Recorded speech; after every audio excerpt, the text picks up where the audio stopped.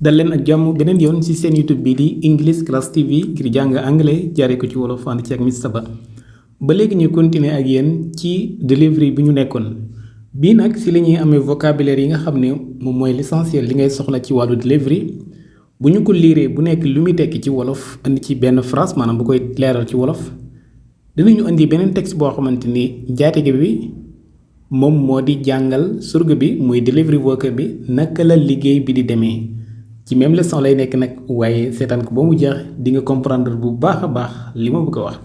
ok ñu tàmbali ba léegi loolu mu ngi séddale ko ci ñetti mbir maanaam baat yoo xam ne comme getting around baat yi tegtale dem gi ak ci barab yi bu ñu paree ci baat yooyu dem ci baat yi tegtale delivery bi ci boppam words yi nga xam ne la ñuy jëfandikoo matériel yi ñuy utiliser maanaam yi ñuy jëfandikoo.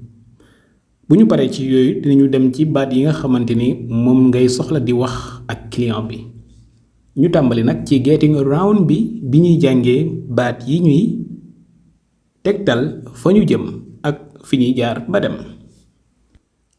address address address is where something is sent.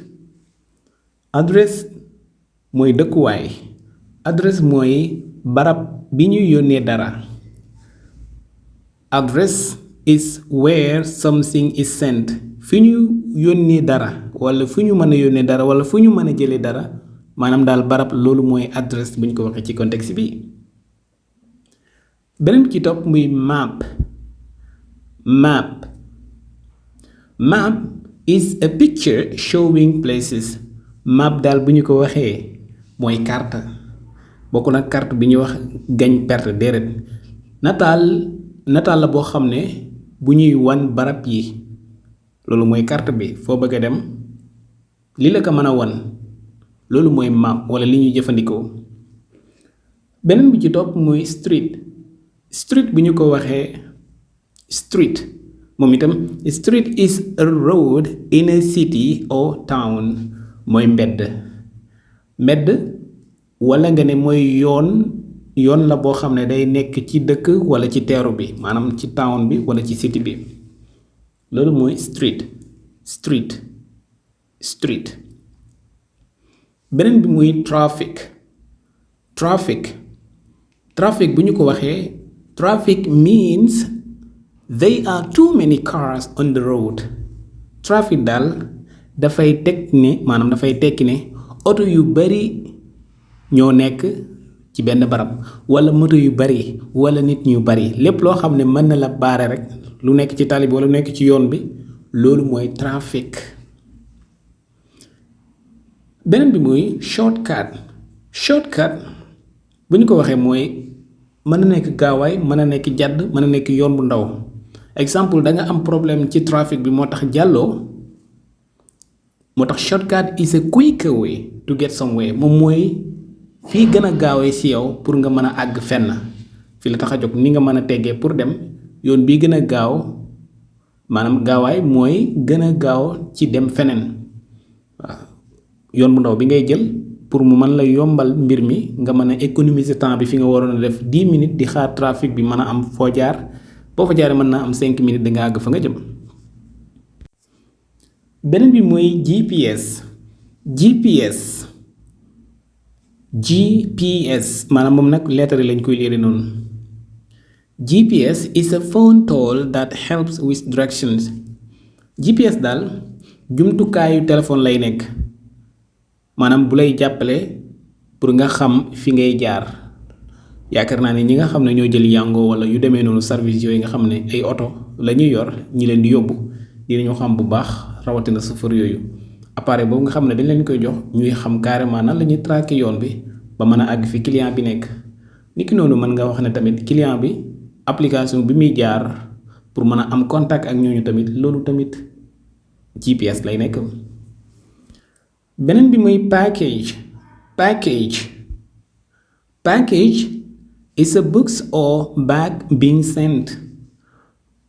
package mën nga ko tuddee colis package moom mooy sac wala kees maanaam mooy kees wala sac bu ñuy yónnee la ñuy def ci biir nag tuddut package waaye nee naa la ci contexte boobu comme ci kees bi ñu ko def rek ci wàllu delivery package lañ koy wax ak la nekk ci biir moo xam lu mën a nekk.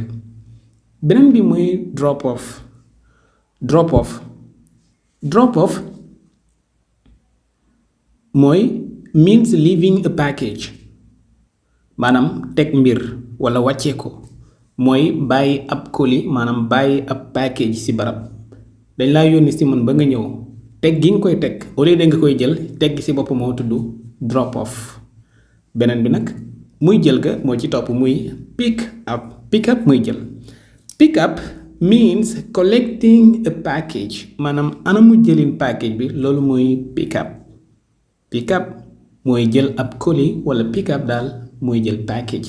pick up mooy jël kees pick up daal mooy jël dara jëlee ko ci suuf mu jëm ci kaw loolu muy pick up mooy jël niki noonu mooy for dara pick up. beneen bi muy phrasal means easy to break. Something which is easy to break which is not strong is phrasal. loo xamante ni mooy dafay tekki lu yomba dagg la lu yomba xar lu yomba bënn lu yomba yàqu loolu mooy phrasal. lu nooy lu loyax loolu mooy loyax lu yaraax loo xam ne dafay yomba toj dafay yomba yàqu. beneen bi mooy invoice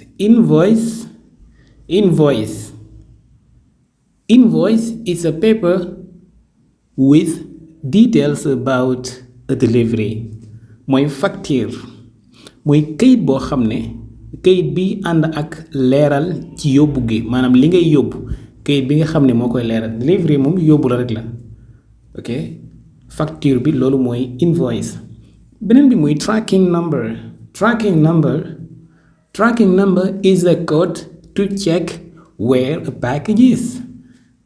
tracking number bu ñu ko waxee mooy numéro buy topp bi nga xam ne mooy identifier mooy code bi saytu fi colis bi nekk maanaam li ñu war a jëli fi mu nekk wala li ñu war a yóbbu fu mu nekk loolu mooy code boobu mooy tracking number. track mooy topp mbir comme di ko saytu.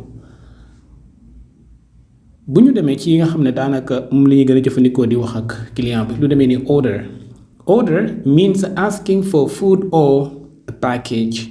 yow miy jënd li ngay def loolu mooy order moo xam da ngay jënd lekk wala da ngay ci wut ay bagages comme lu aju si wàllu delivery maanaam commande mooy laaj soit lekk ci restaurant yi wala ci coffre maanaam package ba léegi. beneen bi muy receipt is a paper that shows payment moom bokkul ak invoice moom mooy def facture bi. receipt nag moom mooy kayit bi leeral ba léegi paiement bi li ñu fay. beneen bi muy tips is extra money for good service. tips xaalis la boo xam ne mooy gën a bari maanaam li ñu la doon fay li ñu ci dolli noonu ba mu gën a bari ngir lan santeeloo ko ci sa liggéey bu rafet nekkul nag lu war waaye fi mu ne moom boo ñu waral ko ndax loolu dañ ko boole ci seen activité boo lekkee ci restaurant wala boo jëndee ci yenn barab bi buñ la fekk daal li ngay def am na ku lay servir rek loolu daanaka fi ne dafay am tip.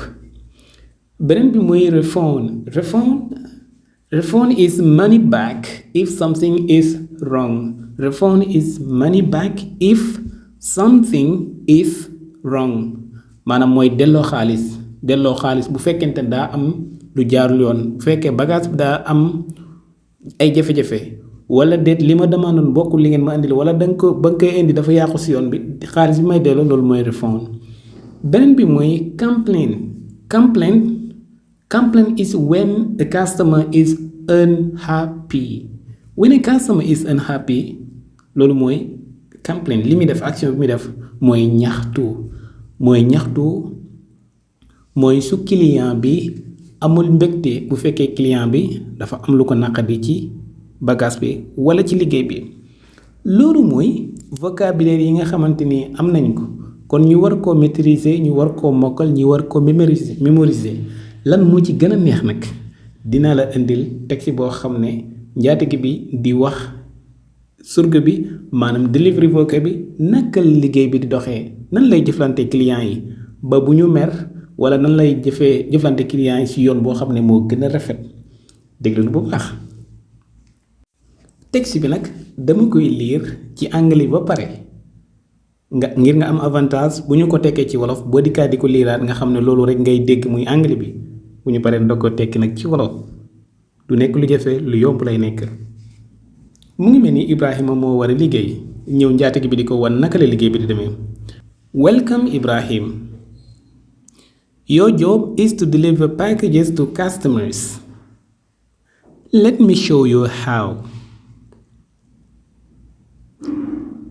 First, check the address. This tells you where to go. Look at the map or use GPS on your phone to find the way. If you see too many cars, that is traffic. You can take a shortcut to save time. Now, pick up the package. Be careful. Some packages are fragile, which means they can break easily. When you reach the customer, say, "Hello, I have your order." Sometimes they sign in a paper or take a receipt. If the customer is happy, they may give you a tip, extra money for good service. But if there is a problem, they might ask for a refund or make a complaint. That's it. Always be polite and careful with packages. Good luck. ñu tekki ko ci wolof. Welcome Ibrahim mooy dalal ak jàmm Ibrahim.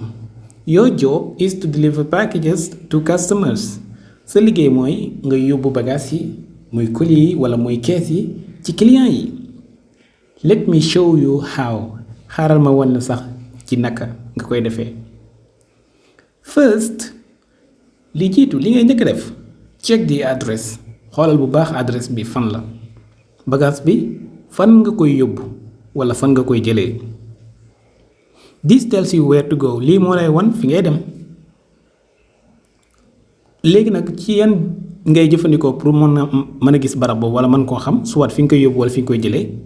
Look at the map or use GPS on your phone to find the way. xoolal bu baax ci map bi wala nga jëfandikoo GPS ci sa téléphone ngir nga mën a gis yoon bi. kon loolu mooy digle yoo xamante ni dafa aju ci barab bi fu ñu jëm.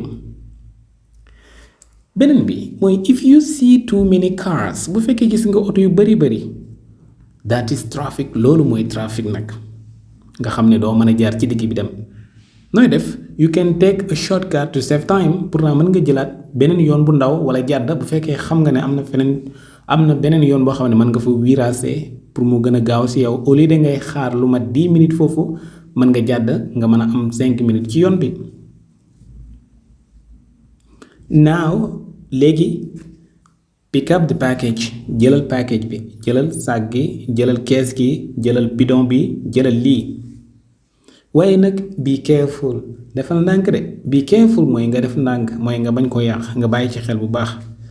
lan moo tax ma naan la be careful mooy some packages are fragile. yenn package yenn sac yi wala yenn kees yi wala yenn bidon yi wala yenn matériel yi dañoo loyax dañoo yomba yàqu.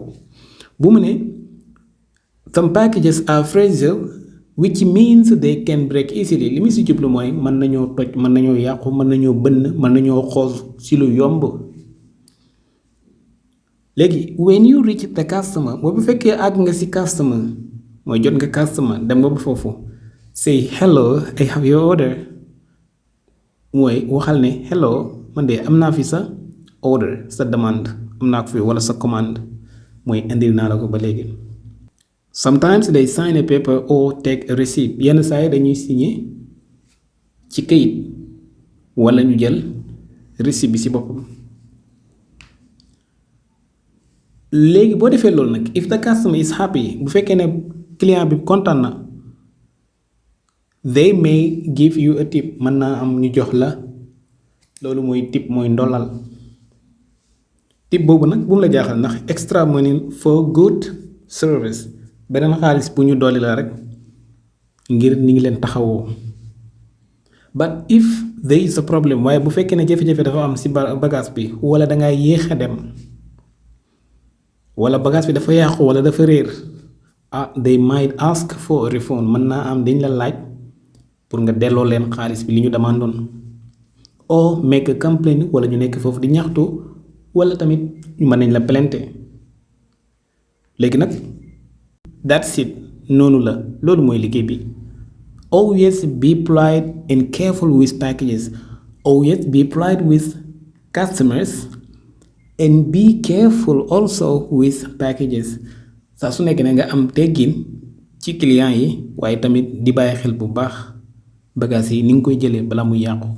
Good luck yoonu jàmm. loolu mooy texte bi nga xamante ni boo ko liiraatee arrière ci ginnaaw dem ci vocabulaire yu njëkk a liir di nga xam ne lu bari luñ ko mën a appliquer def nañ ko ci ñaar yi soit muy vocabulaire yi jiitoon ak texte bi nga xamante ni njaatige bi mu ngi wax ak wala mu ngi leeral surga bi naka la liggéey bi di demee. dinañu defaat yeneen ñaari leçon yoo xam ne benn bi dialogue lay nekk ñaari dialogue la ñu nekk mais benn bi day nekk ci exemple Ibrahima xam na liggéey bi di ko expliquer Moodu muy koo xam ne moom mu ngi liggéey mu ngi expliquer koo xam ne mu ngi liggéey mu ngi bëgg liggéey ni moom. beneen dialogue bi tamit naka la Ibrahima di waxtaanee ak ñaari client yu wuute kenn ki dafa kontaan ci mbir mi liñ ko jaay kenn ki kontaanut ci ndax dafa am lu ci yàqu. fii la ñuy yem ci leçon bi ngeen àndoon ci ak Miss Saba ci seen YouTube bii di English Class TV. Thank you so much. Bye.